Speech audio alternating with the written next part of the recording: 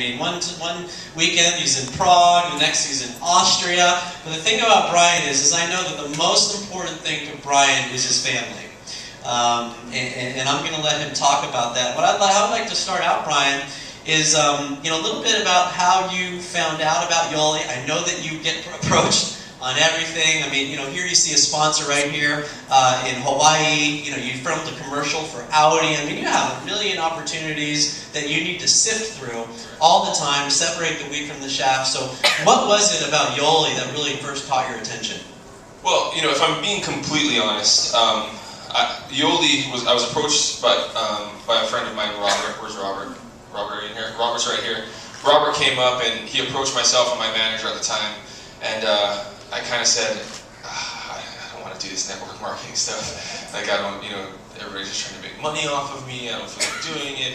And they were like, oh, just try it. And then my manager, Robert, kind of won over my manager, who's one of my best friends. And he kept asking me, Bryan, you got to try it. This is a really cool product. He was actually a shot putter, so he knew about nutrition and all that kind of stuff as well. And I thought, no, I just don't want to get involved. I don't have time for it. I don't have time to sell it. I don't have time to try it or endorse it or anything. And it was probably, like 8 months, 9 months or so that they were persistent, just trying to get me to it. And so I finally said, okay, fine, like bring a little bit over, I'll take a look at it, explain it to me and all that kind of stuff.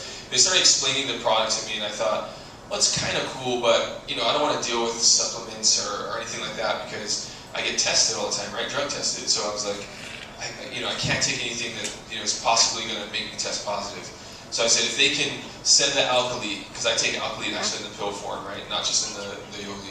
So if they can send the alkali to this independent testing company that I use to test all my any kind of supplements I take and stuff, I said, then I'll give it a try, because I thought, they'll never do that, it's expensive, right? So next thing you know, they're like, okay, we've got a whole batch of alkali at the testing facility, it's getting tested right now.